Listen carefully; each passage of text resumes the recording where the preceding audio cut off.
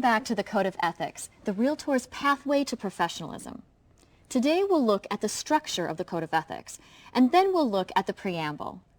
The Code of Ethics is made up of the preamble, 17 articles, 70 plus standards of practice, and over 130 case interpretations. Let's talk first about the 17 articles, since they are the backbone of the code. The articles establish, generally in just a sentence or two, at most in a short paragraph, the fundamental duties and obligations of every realtor. Put another way, in a concise, objective way, the articles spell out exactly what is expected of us, what we must do or not do to protect and promote the interests of our clients and customers and others who turn to realtors for professional services. The articles themselves, and the code overall, is not self-serving. Instead, the basis for our duties, which are generally higher than the duties imposed by law or regulation, is consumer protection and a competitive real estate marketplace. These are the same principles that guided the founders when they wrote and adopted the first code in 1913. As we move through our program, we will look at each of the articles, acquainting you, or hopefully reacquainting you, with the fundamental ethical principles. As mentioned in the first segment, the code undergoes continuing review and scrutiny to ensure it remains relevant in our ever-changing real estate environment. That said, the articles are not changed, or to put it more formally, amended, hastily or without careful, thoughtful deliberation. Proposed changes are frequently suggested by informed, concerned realtors. But that's just the starting point. After careful deliberation, debate, and wordsmithing by the Professional Standards Committee, proposed changes to the code go next to the National Association's Board of Directors. After the Board of Directors acts, the next and final step is review and action by the National Association's delegate body, the deliberative group composed of the president of each local and state association of realtors. Even here, the road for proposed changes isn't easy, since to be adopted, an amendment to any of the articles or to the preamble requires a 2/3 affirmative vote. Changing the code isn't simple or easy, but the code changes more often than you might think.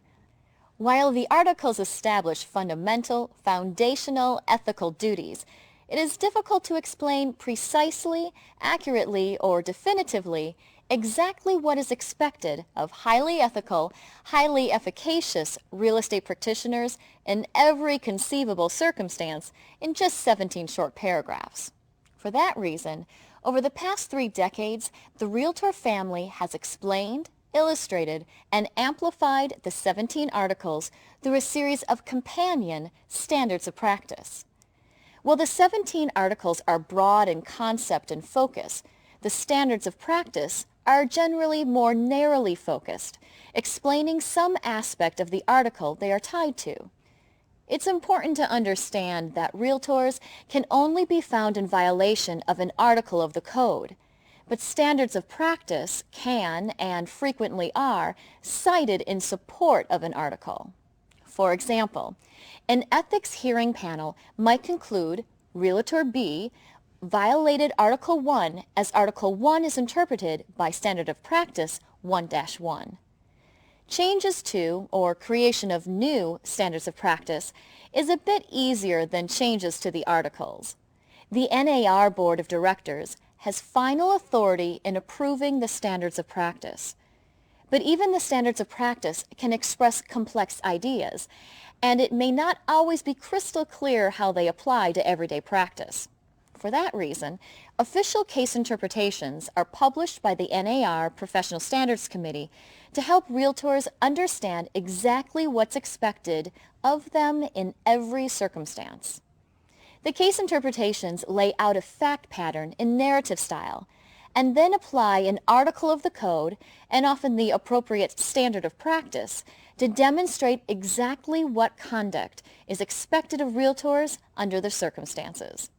Just like the standards of practice, realtors cannot be found in violation of a case interpretation, but the case interpretations can, and often are, cited in support of an article. For example, an ethics hearing panel might decide Realtor B violated Article 1 as Article 1 is interpreted by Case Interpretation 1-15. The final thing we need to be aware of is that the articles of the code are categorized, simply for ease of learning and application, into duties to clients and customers, duties to the public, and duties to realtors. These categories are simply devices that help realtors and, more importantly, realtors' clients and customers and the general public locate specific information. We'll see that many of the articles are broad in focus and broad in their application and could fit in more than one category. So, as you study the code, don't think that the duties owed, say, under Article 1 protect only clients and customers. These categories simply make the code user-friendly. In the next segment, we'll get into the preamble. But before we do, you'll want to read or reread the words that define the ultimate professional aspirations of realtors. Reflect on the preamble's opening words. Under all is the land. Upon its wise utilization and widely allocated ownership depend the survival and growth of free institutions and of our civilization. You'll agree these words, penned nearly a century ago, are as critical and as visionary today as they were in 1913. Also consider the Golden Rule, a staple of virtually every religion and every society. As you read the code, consider how much of the code and how much of the overarching concept of professionalism, not only in real estate, but in every endeavor, is based in the simple wisdom of the Golden Rule. Ask, does the Golden Rule guide me each day in my dealings with clients, with customers, with other real estate professionals? If not, why not? And never forget that the code is your pathway to professionalism.